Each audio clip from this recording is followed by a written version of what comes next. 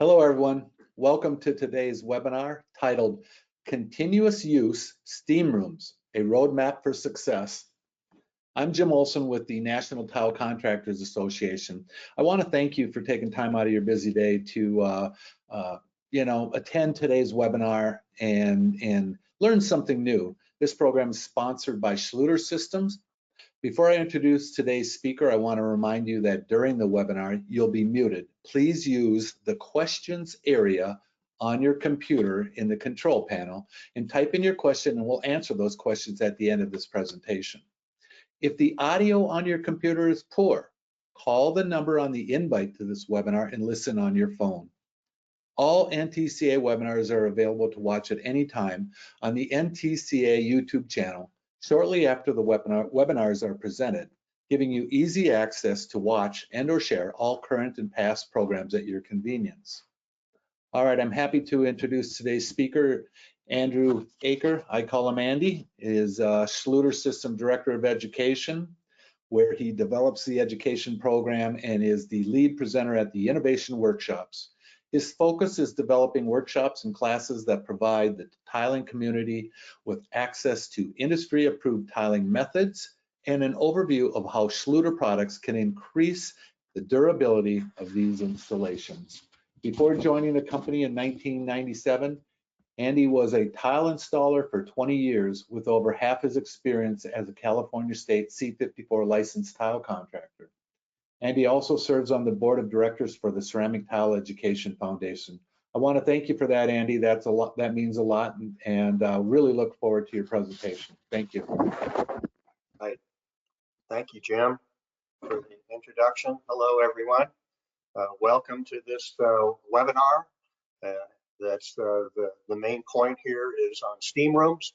It says continuous use. We'll spend a little time on the intermittent or residential ones, but yeah, we're going to kind of focus on the continuous use. Those are the ones that are the most challenging to put together properly, and there's some extra nuances there you have to know about. So without further ado, let's just jump in. And as Jim said, if you have any questions, type them in, and he'll read them off at the end of the presentation.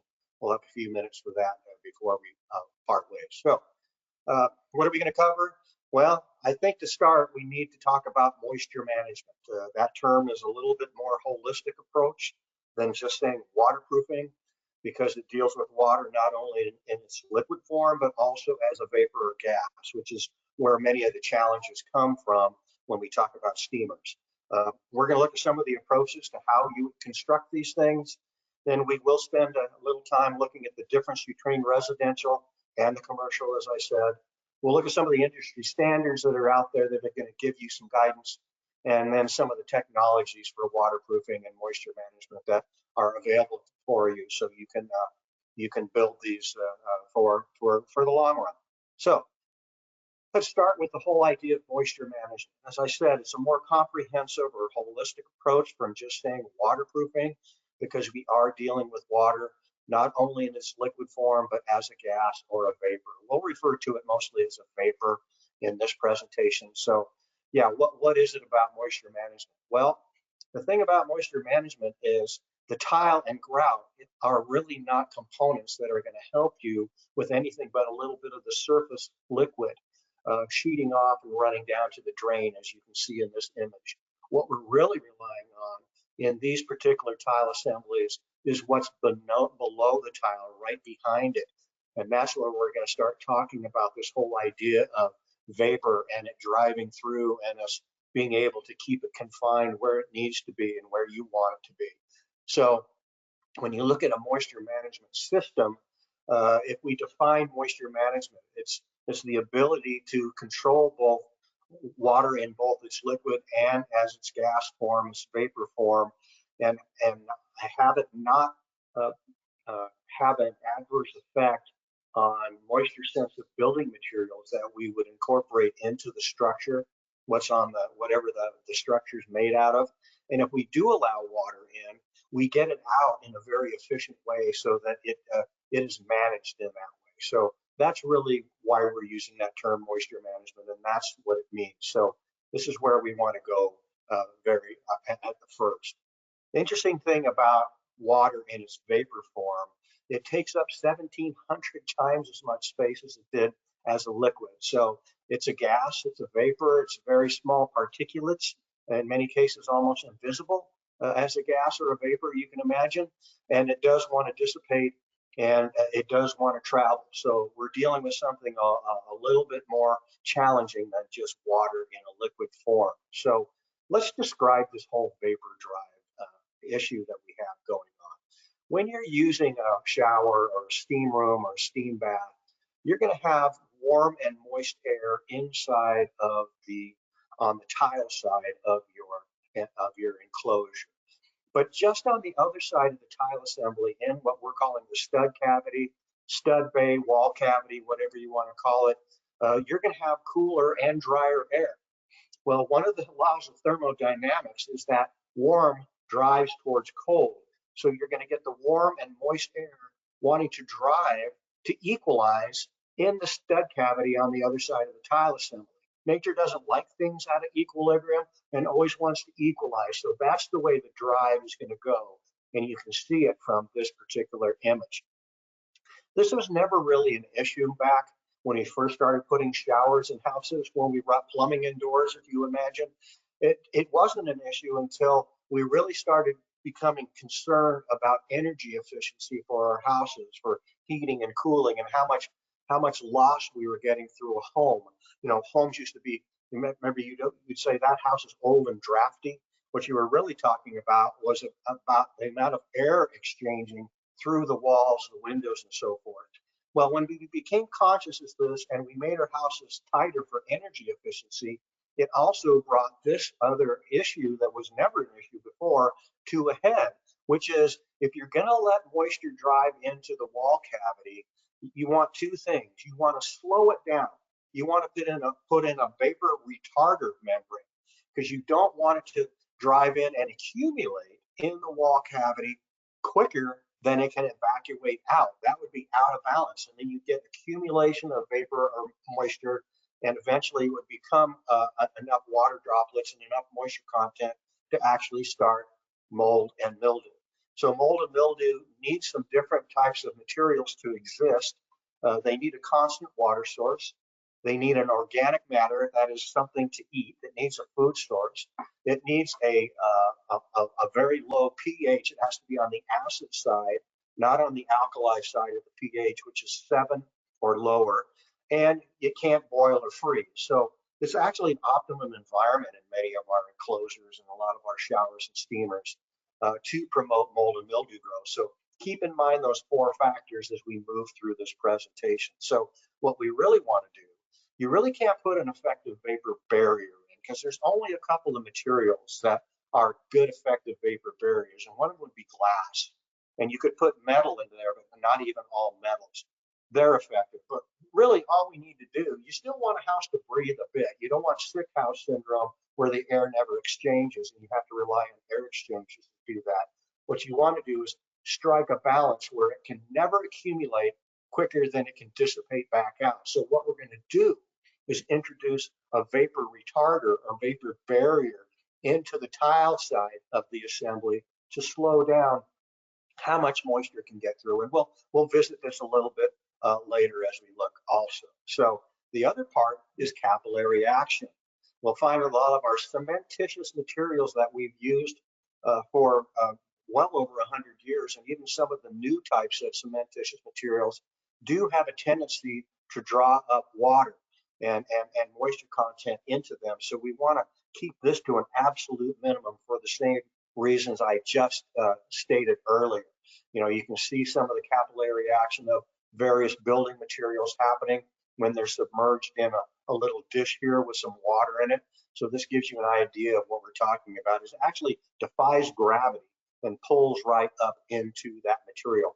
It's very much the way a tree grows and gets its nutrients and its moisture content from its roots, is through capillary action through the actual tree. So as an example. So even some of the older all mortar beds, the old mud jobs as we refer to them, that were done before we had any of these newer materials, those two had that same nature where they could draw up moisture. So we're really looking at introducing some sort of continuous waterproof envelope to prevent as much moisture, liquid or gas vapor getting into our past our assemblies here and having an adverse effect on all types of moisture sensitive building materials, or just dwelling within the assembly is not good either. So really what we want to focus in on about moisture management is that just because you tile something and grout it doesn't mean it's waterproof. It's water resistant, but you really want to look at keeping the moisture out of the whole assembly.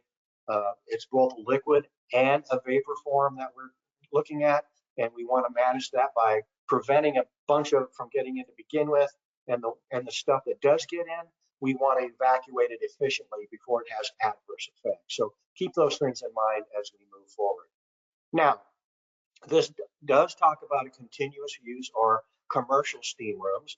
A lot of time we refer to continuous as commercial and intermittent as residential. There could be some overlap and gray area there. You could build a steam room or a steam shower in a single residence that is turned on and left on all the time. Therefore, you would want to really consider that a continuous use. But for the most part, we're talking continuous, intermediate.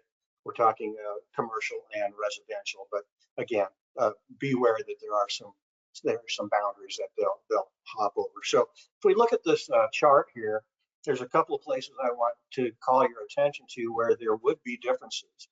One is on the waterproof membrane and its PERM rating. You see the second line down there under residential and commercial. A PERM is short for permeability rating. It's the way a material is actually measured to how much moisture it allows through it over a given amount of time at a certain pressure and a certain temperature, actually. It's all an ASTM test that's required to get your ANSI rating. And right now, intermittent, you can actually have something that's as porous, if you want to call it that, really isn't.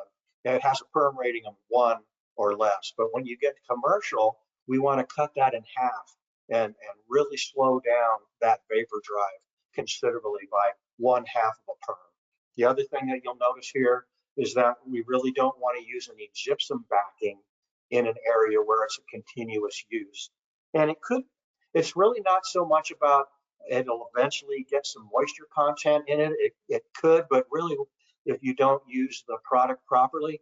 But really what we're talking about in a continuous use, if you look at a lot of these spas and health clubs and so forth, it takes so long to regulate a steam room. A lot of times they'll turn it on and just leave it on, because turning it on and off is not really practical. In those particular places like that sort of environment, what you'll find is gypsum board, like your wall board, even if it's a green rock or any of those type of things. Gypsum has a lot of naturally occurring moisture content in it. By the way, that's what makes it so good as a fire barrier. If you have to go to like a 5/8 stick over a 1/2 inch to get your 2-hour fire rating, many of you are probably familiar with that idea. It's because the natural occurring moisture in the gypsum. And if you've ever seen some gypsum panel that's been superheated, like perhaps it's been in a fire or something, you can see it's very brittle. And so it loses a lot of its structural integrity if it gets really heated and cooked and baked and all of the moisture bakes out of it. And then, of course, it wouldn't be a very suitable substrate to support a tile veneer. So that's really why we're saying, or not just Schluter, but the industry is saying, yeah, let's steer clear of any gypsum in a continuous use, a commercial type of steamer. So keep those two things in mind. We'll look at a couple other things here as we go along. So we have differences between intermittent, which would be, again, residential, or continuous. I like to use intermittent continuous because of the overlap in the gray area. So if you do an intermittent, you can see it's okay to use gypsum or sheet applied membrane over the gypsum or the CVU or the traditional mortar bed. You can actually use foam building panels. There's many manufacturers that make sheet applied, trowel applied, liquid applied membranes that can either be sprayed on, rolled on with a roller or a brush. You've got sheet applied membranes that go on that apply there that are already built to a certain mill thickness and so forth. And then you have these foam cores. So those are a couple of things where, yes, you could use that. look at the asterisk at the bottom that talks about adequate insulation. We'll get into this a little bit further, but yeah, we definitely want to draw in and specify the R value requirements. And you really should be working with an engineer to figure out what R value you're going to need. And it will differ if you use foam core boards versus gypsum or wall or other backer boards, because the foam core do actually lend themselves to an R value along with some other benefits. So you can take a look at that. Yeah, we want to waterproof the ceiling. It's got to be continuous waterproof envelope, including the ceilings for the whole enclosure, because you are going to put some sort of material on that ceiling like tile to keep the moisture to a minimum and to have it shed off, like I said. You know, tile at this point is just a decorative wear surface or a decorative veneer. You can refer to them as that, but we're really relying on these other materials to manage the moisture. So you can see that we need a 2-inch per foot minimum slope on the ceiling. As the moisture accumulates up there, you don't want it accumulating and starting to drip on the occupants. You want enough of a slope so it'll run down to the low spot and run down that wall instead of dripping on the occupants. That's not very pleasant when you're in there trying to steam, right? So if you look at a continuous, again, adequate insulation in the walls and the ceiling cavities. Here you would not use the gypsum core as we looked at earlier. You could use a foam building panel. You're going to have to check with that foam building panel manufacturer on their hour value and on their perm rating in order to make certain that it meets that half of a perm instead of a full 1 perm if it is a continuous use steamer. So keep that in mind. You still will do the ceiling very much like the other one with the 2-inch per foot slope towards one wall or the other. So let's really kind of look at the industry standards for these continuous use steam rooms. You can see here, they're actually using, it looks like probably a polyisocyanated spray-in foam for the ceiling. And then they use a foam core board on the walls of a certain thickness to meet an R value. You can't tell from this picture, but I imagine there's additional insulation of some sort in the walls besides. So we'll take a look there. As far as the industry standards, the tile industry does have some standards and some guidance. If you're familiar with the Tile Council of North America Installation Handbook, there are some details in there. You can see them here. TCNA, steam room, SR 613 and 614. 25 just means that's the latest version available from 2025 for steamers. So you can take a look at those. So keep those in mind. You can see that we have one here for masonry or concrete walls and another one on wood or metal studs. So let's take a look at wood and metal studs for this particular exercise here. So if you take a look at that, it looks very much like that stylized drawing we looked at earlier, where there's many different layers and components put together in this composite assembly to make this function as it's desired and how it's required to function. You can see the slope ceiling. You can see that there needs to be cement backer board or some mortar bed on the ceiling, or we can look at some foam cores here in a minute. We do need to put some kind of sealant and movement accommodation where all planes meet, because of the differential movement you can get in materials from excess moisture or temperature fluctuations.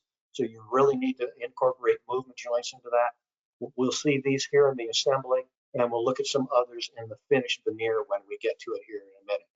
It also requires a mortar bed. I know there's many foam core types of pre-slope trays that can be used in many applications and intermittent use and in bathroom shower stalls and so forth. But in this particular application, the industry standard is still a traditional sand cement mortar packed bed. You can see that with a slope to it, sloping down towards the drain. So not only is the ceiling sloped, but the floor is too.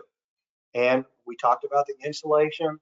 Again, this is for efficiency, energy efficiency. It's for comfort of the occupants, and it's really to minimize the vapor drive. You want to really fool that air on the inside of the steamer from knowing the air on the other side of the tile veneer is any different from it. And if you do that, it is not aware of air on the other side being any different. You really do minimize the vapor drive significantly. So that's why insulation is really required in these type of applications. Now, other slopes you would need, certainly on the shower pan or the floor in the steam room, you want that 1/4 of an inch of slope per foot towards the drain from around the perimeter, if it is a point drain like we're showing here. And even on top of the benches, you would want a 1/4 inch foot, but that ceiling, it needs a considerable amount of slope so the water runs off as it uh, uh, gathers up there on the ceiling. So do keep that in mind. There's your slip joints. You can use CBU, but you see you need to put some sort of movement joints at the change in plane to accommodate the amount of dimensional change these materials can go into. And if you are using a cement board, they do require that you use an alkaline resistant tape to tie those together to keep the movement down to a little bit of a minimum, certainly there. We don't want to see any plywood. We don't want to see any gypsum, as we said earlier, in these particular continuous use. If there's any holes in any of your veneers like this, a mixer valve, a light fixture, whatever it happens to be, those need to be sealed up. There are manufacturers that make boots or sealing like sleeves that go around those, or you can actually use a high temperature type of sealant that's going to vulcanize and be able to handle some of them out there. When you read the specs on some of these high temp sealants, they're very high, 250 degrees Fahrenheit, even 300, which you're not going to see in there, hopefully. Not even if you're cooking a turkey in there, but certainly you want to make certain that there's no avenue for any of this excess heat and moisture to get out of this enclosure. So keep that in mind. I mentioned this a little bit earlier. Yeah, there are different ways to introduce a surface waterproofing, one that goes right below the tile. We're going to explore why that's really the advantageous way to create these continuous envelope waterproof showers and steamers and steam rooms now with using surface waterproofing. They go directly over the top of all the surfaces except the tile. The tile bonds directly to them. So again, you can roll them on, brush them on, spray them on. They can be put on with a trowel. You can see that notch trowel. That's really a big notch trowel. I can't imagine that this stuff needs to be gauged that thick. It's usually a much smaller tooth notch you'll see for many of them trowel applied. And then the popular ones also out there are the sheet applied, where you embed them like this one in a thin set mortar, and then they roll out and you treat the seams and penetrations and so forth. And we'll get to that in a minute. So these would be the ways. They're all ANSI 11810, by the way, but they don't all meet this new requirement for continuous use steam rooms, which is, yes, it's 118.10, but if you're only using one that just makes it to 11810 and doesn't have a low perm waterproof rating, which is 0.5 of a perm instead of 1 perm, then you'll see here in this detail, it's going to require you put another one behind the backer board. And personally, as someone with over 40 years in the tile industry, I would not want to create a sandwich like that where I have 2 membranes and some sort of material in between them. Because when you talk about the vapor drive and you're trying to move moisture through and back out, I think that's going to hamper that. And that material in there could actually be a place that could take on moisture content and then actually become a pretty suitable environment for mold and mildew to growth. So I would kind of steer clear of that one. So you should really be looking for one of these low perms. So when you look for them, you are looking for something that it is less than half of a perm, 0.5 of a perm. And you'll find that many of the sheet applied ones will have 1 or 2 different materials that you can choose from based on your perm requirements. You'll find in many cases the trowel applieds and the liquid applieds, they will actually, some of them will have a different material they'll have you specify or use, or they might use the same material, but they'll require additional applications to get it thicker, to have what's called a mill thickness. There'll be a mill thickness requirement for just simply waterproofing, and then perhaps a different one depending on manufacturer for actually being a good low perm waterproofing. And remember, a mill isn't an abbreviation for a millimeter. A mill actually stands for 1/1000th of an inch. So they're very thin when you put them on for waterproofing. And still, even if you have to add additional thickness for this vapor retarder membrane, this 0.5 low perm, they're really not going to be that thick. It's just going to require maybe additional coats. And again, check with your manufacturers if you're going trowel applied, liquid applied, or sheet applied to make certain you're using the proper one in these continuous use showers, so or steamers. So you can see what a perm rating really means. It's about the amount of moisture that can pass through over a given amount of time. And you can read it more about it if you actually have a Tile Council of America handbook here, where it does state as a low perm waterproof membrane, there's a special test. It's called ASTM E96, standard test methods for water vapor transmission of materials. And the procedure they're actually going to use, there's different procedures under this ASTM E96. We're looking for procedure E, which means it's 100 degrees Fahrenheit, and it's a 90% relative humidity in there. So it's just stating that not all waterproof membranes meeting 11810 are going to meet this requirement. I just kind of clued you in on that a moment ago on how you would make certain that you can actually do that. So keep that in mind. Okay. So let's see. Yeah. So there we've got the less and the greater. So keep that in mind. Now, when we get to the drain, there's a couple of ways to get this waterproof, this membrane, this continuous waterproof membrane down and bonded to the drain. And there's two types of flanges that you're really going to encounter in the plumbing industry that we use in the tile industry. One is called a clamping flange. That's been around in various configurations for over 100 years. And it's called a clamping flange because the waterproof membrane actually fits between the two flanges, and they're bolted tight together to make it watertight. And the others are called integrated bonding flanges, which you can see on the right part of your screen. So either one can be used, and you can get that kind of waterproofing you want. But do keep in mind that if you're using a standard clamping bonding flange like this, you're going to have to take your surface waterproofing and then drop it down onto that lower level of the clamping part, and then fill that up and put additional waterproofing over the top to make a positive watertight connection to those types. And you'll see that in the underlined here in the blue and exploded, so you can get a little bit better image. You can see again with that clamping ring on the left where it's going to dive down to and clamp together to make a positive waterproof connection. So keep that in mind. Then there's the other ones that are integrated, where these type of drains, many manufacturers on the market now make these where you'll actually pack your mortar flush to this flange, so there's no drop down. There's no need to do that divot method, as it's referred to in the tile industry by the trades. You build these flush in there, and then the waterproofing that's on the surface runs right over onto the bonding flange. You can kind of see here an inset picture on the lower right of the waterproofing run onto the integrated bonding flange material. The picture on the left of the stylized drawing, you can see that the continuous waterproof membrane runs all the ceiling, on the walls, on the pan, right down onto the drain, giving you again a continuous, watertight, and vapor proof, vapor resistant water envelope in that entire area. So the key takeaways, really, we should be looking at these mandatory for steam rooms. To build them with traditional materials, if you're just building like a shower, is not going to be adequate. It's not going to be suitable, and you're going to start having problems with that steam room, steam shower.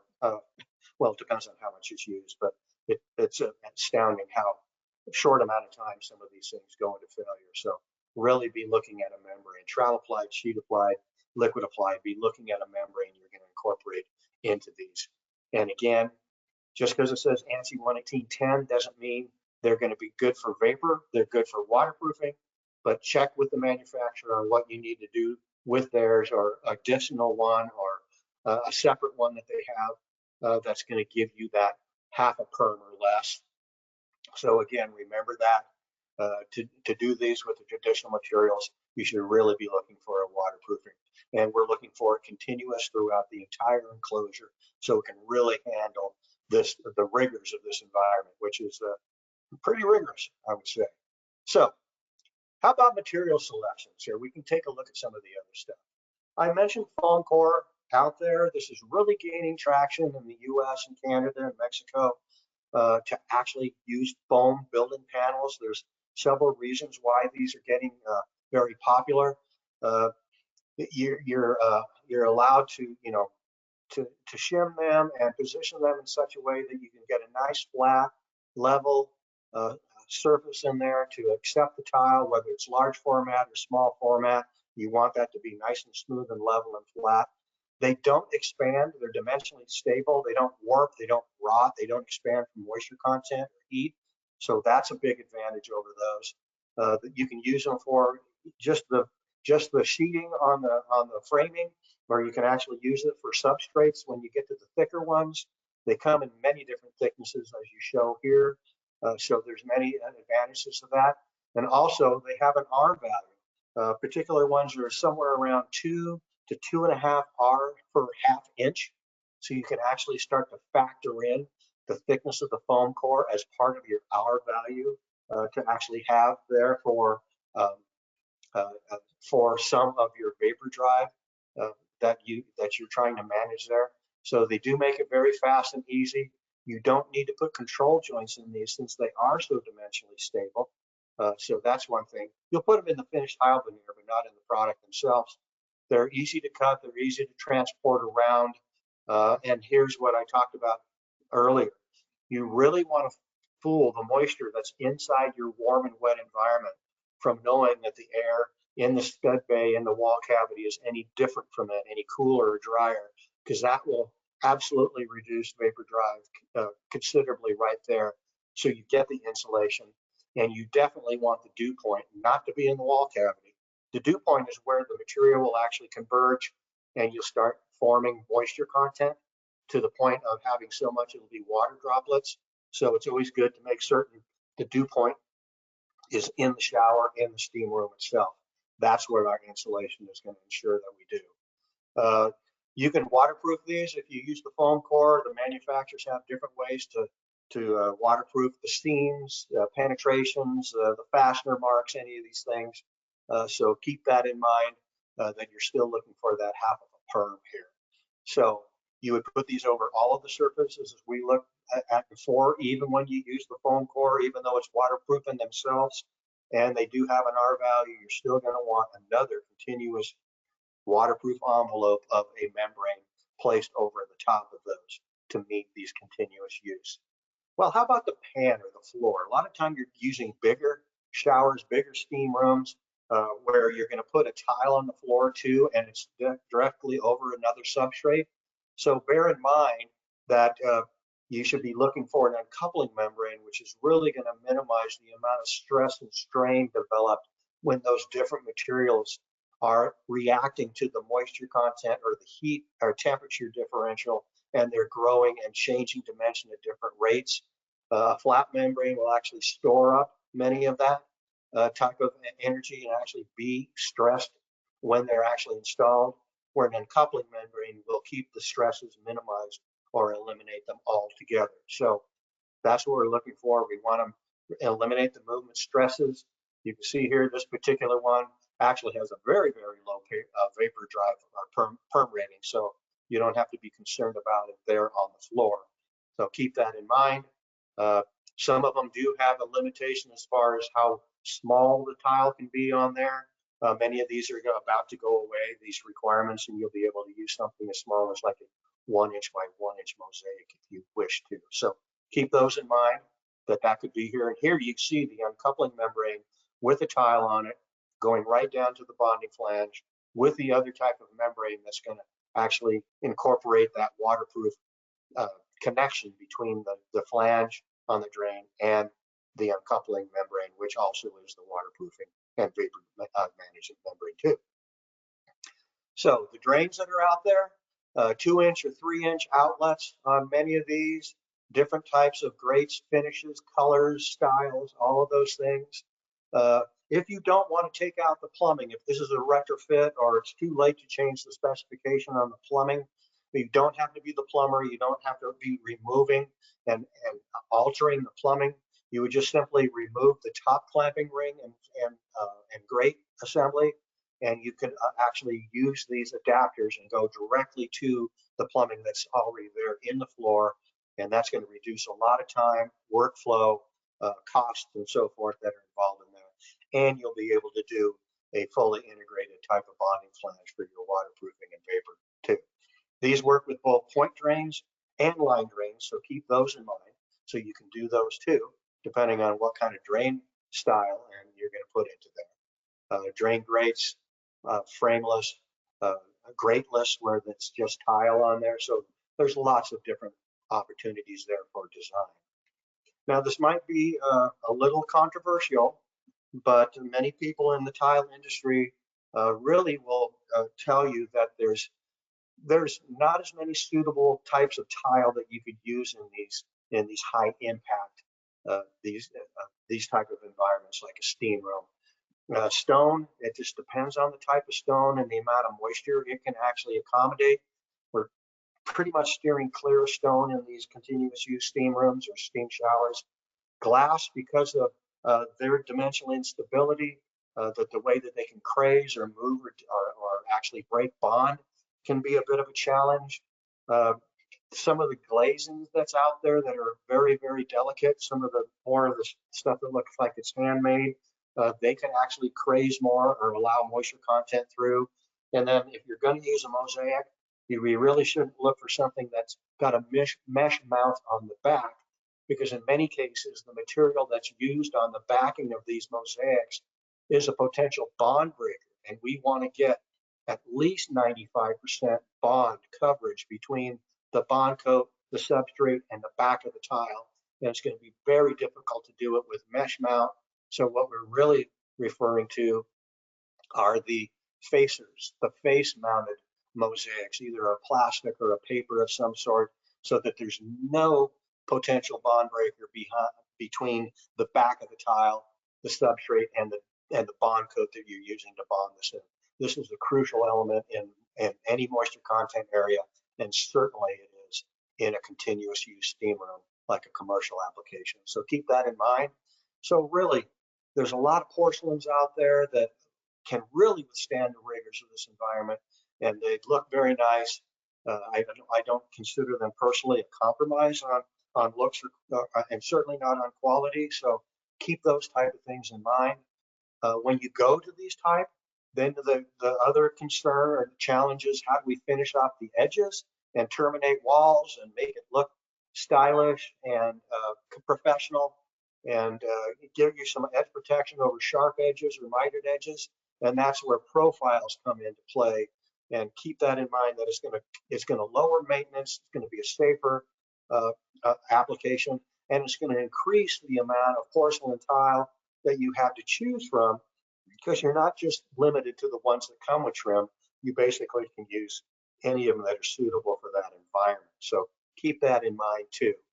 Also, the profiles can be used for accommodating movement, as I mentioned earlier, where changes in plane occur, where you need some movement accommodation.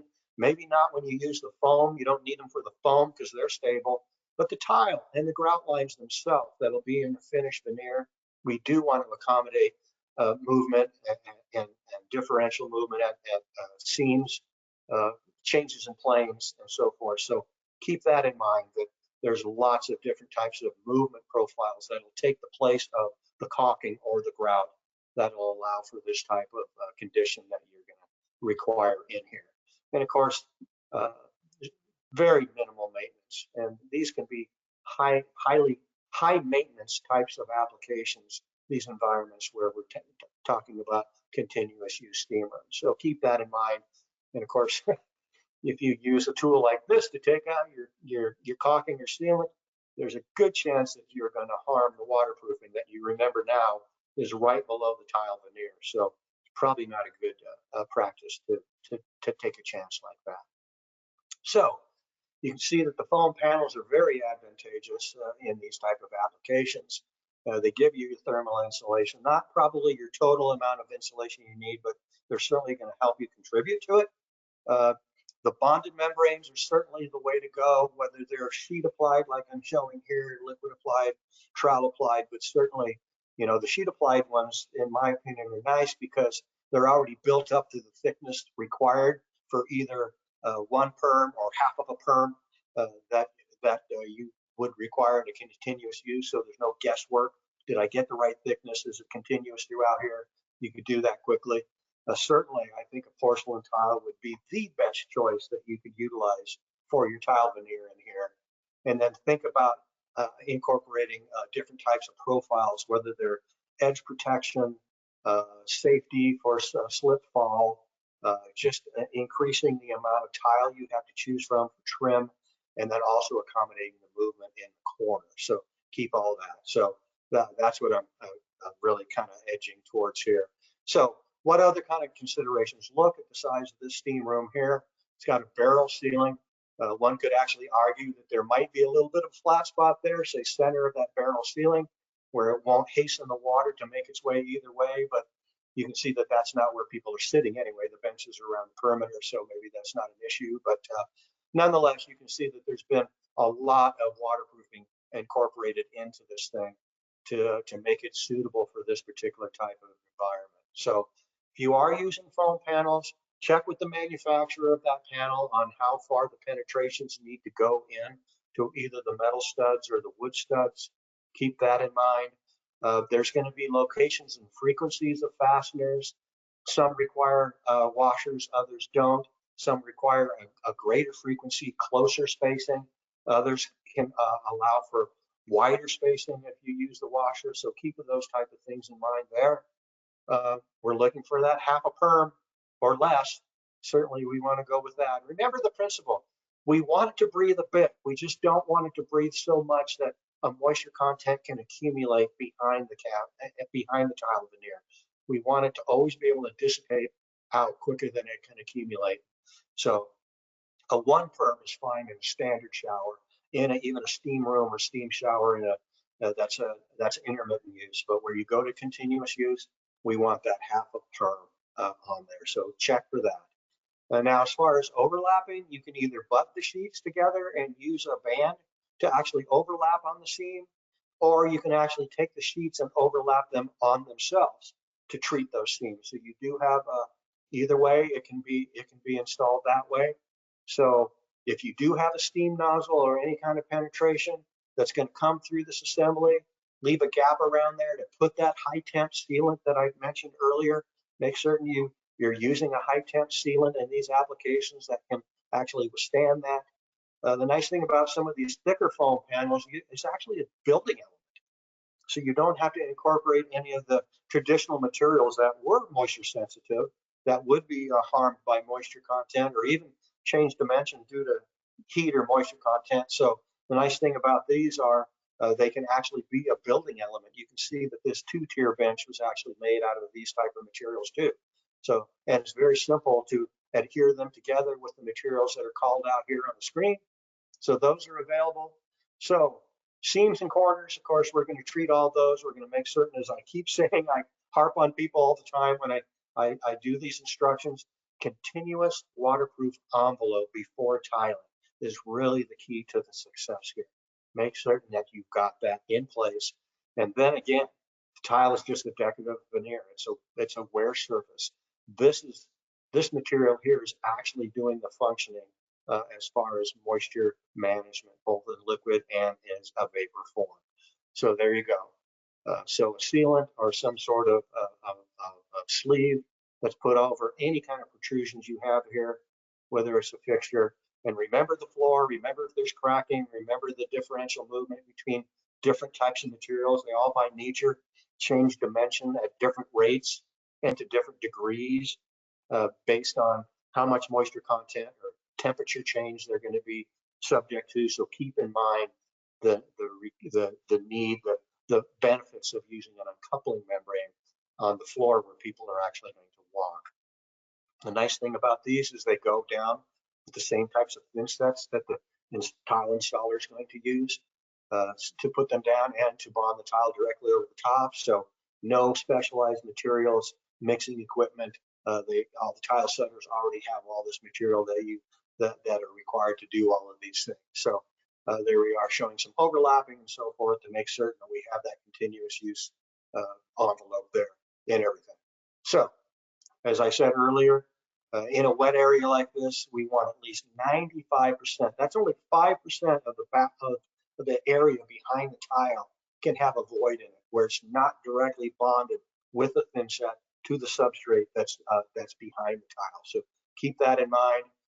Any light, plumbing, audio, anything that's going to come through there, we want to seal it up to make certain there's no escape route for any of this intense heat or moisture that's going to come through there. So keep that in mind. And remember, as far as maintenance, check with your grout manufacturer, your profile manufacturer, if you're going to be using any particular types of cleaning products. I know that the custodial and janitorial services have a lot of oversight on material selection in many cases, because this has been an issue, and they want to make certain they're using the right materials to do cleaning and maintenance and so forth. So keep all of these things in mind. So think about the fasteners, properly spaced, the types of sleeves, the kind of way you're going to waterproof seams, penetrations, connections. Really, the sheet membranes are a great way to go, but certainly a continuous waterproof membrane employed over your substrate, meeting the perm rating requirements in these particular environments is what you're going to want to be looking for before you tile. So keep that in mind. Uncoupling is always a good idea on an area that's going to be walked on because of the traffic, because of the point loads there. Those can be under a certain amount of stress in these environments. So you want to relieve the stress whenever possible. The uncoupling membranes allow you to do that. And then make certain you're using the right type of ANSI type of bond coat. So check with your bond coat manufacturer to get the right ANSI and the right product to utilize in these harsh environments. Okay, so that's it for that particular part of the presentation. It looks like we have, according to my watch, we have 11 minutes. So if we have any questions, now would be the time to do this. If you want a CEU version of this and you want this to be given at your firm or your architectural place of business, we would certainly be able to offer that here.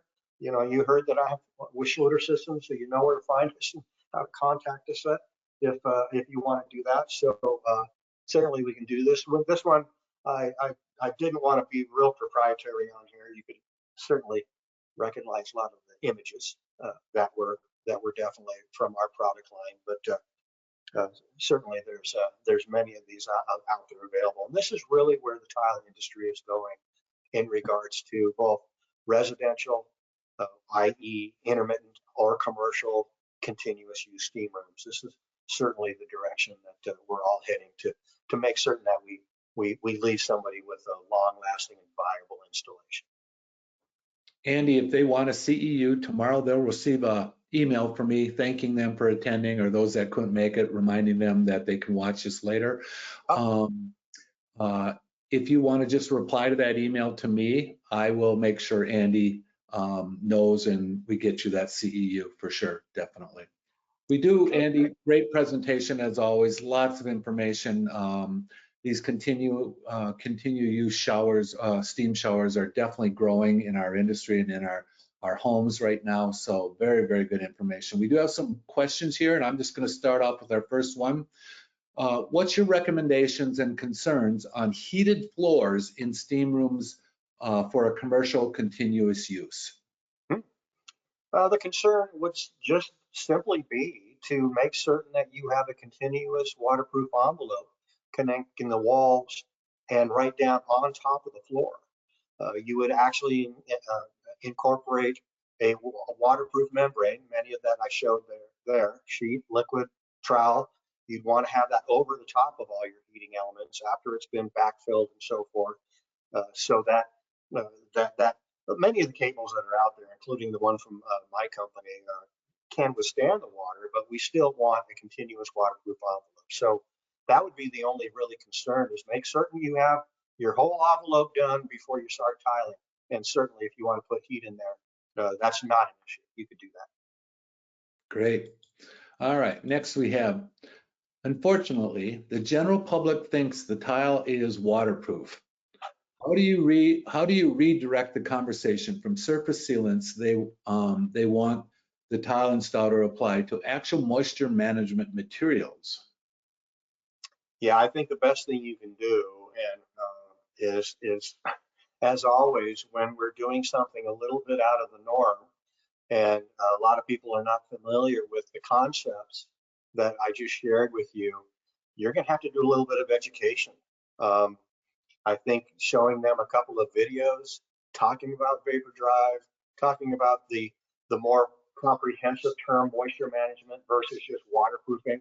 Yeah, we got to get them away from this whole waterproofing, because then they just think about a pan liner down around the bottom of the shower walls and on the pan and up and over the curb a bit. That certainly those are adequate for just many of those, but we feel that a surface waterproofing, continuous waterproof envelope, not only in an intermittent or continuous steamer, but any shower in any residential, because of the vapor drive component and how tight we build our houses, this is really the way we should be going. So I think just some education. I know in our company we have a lot of informational brochures that we hand out to installers, that I recommend that they leave one with the customer if they go out and do a measure on a bid, and just leave them with one and say, this is the stuff I use, and this will give you some information on why I've gone this route.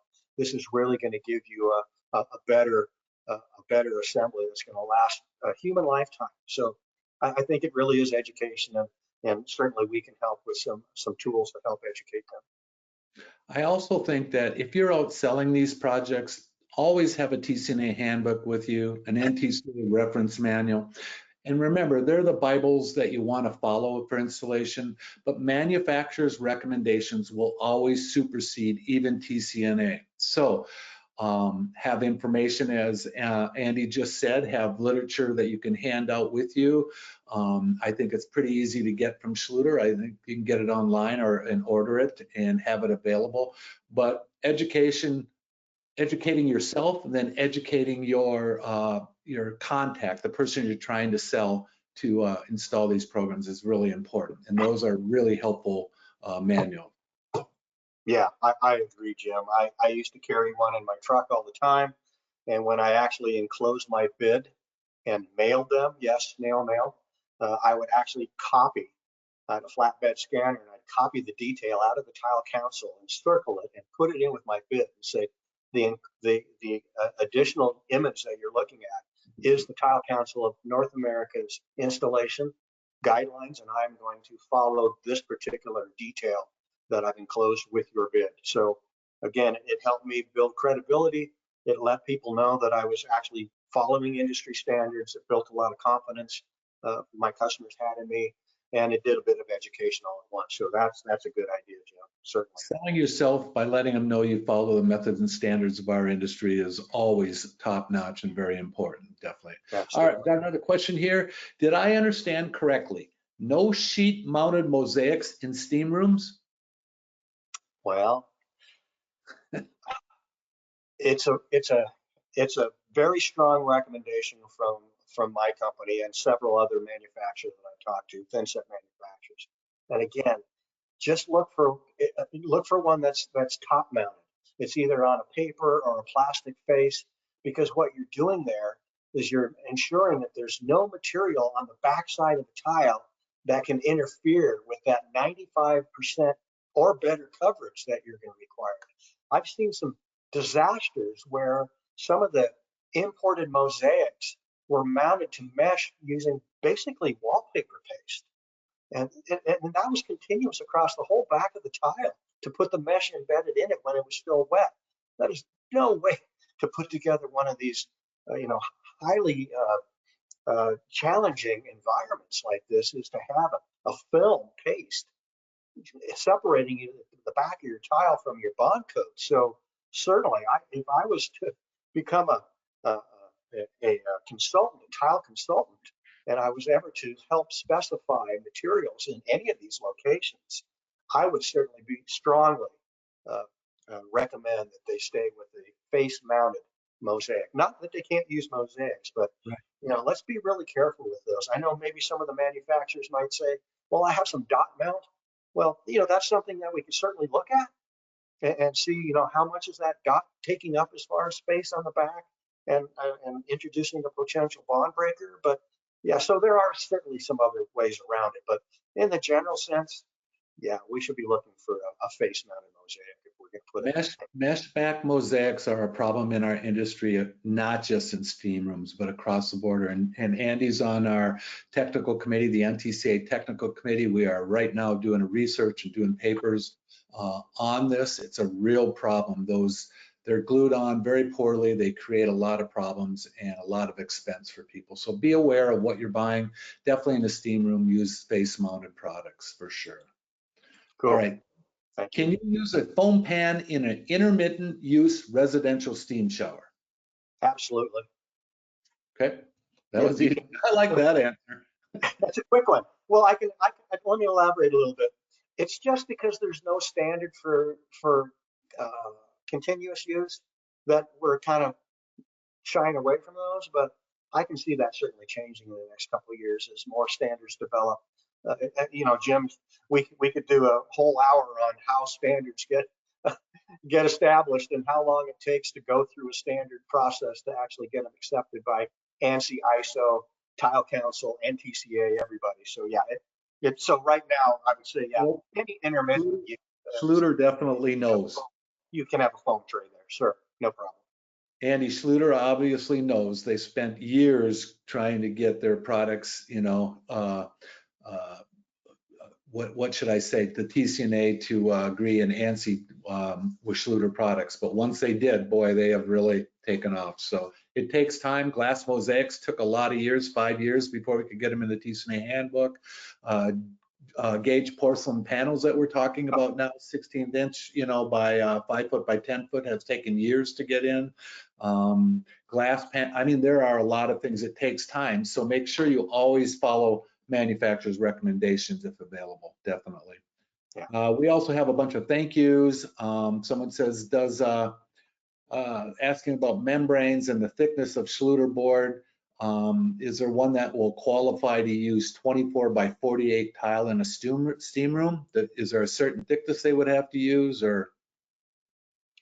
It depends on the framing spacing, the stud spacing, but what he was just describing, he or she just described, if you've got 16-inch on center studs, which has been, pretty traditional stud spacing for decades, our half-inch board is fine. But if you're going to do it on the ceiling, we're going to want something a little thicker up the R3/4 board, and you're going to bring in the fasteners to a greater frequency than you would on a wall when it's on the ceiling. So there's some specifics there, but no, you would be fine there. But remember, 2.2 R value per half inch. So maybe you want to incorporate something thicker, not for strength, but just from our R value.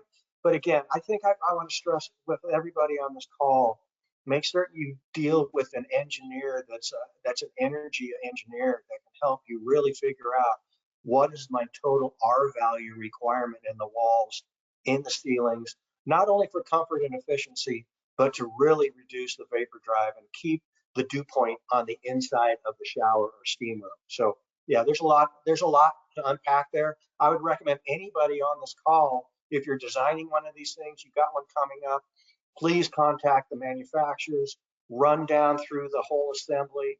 They'll give you some good tips, but you're really going to have to get with an engineer to figure out R value.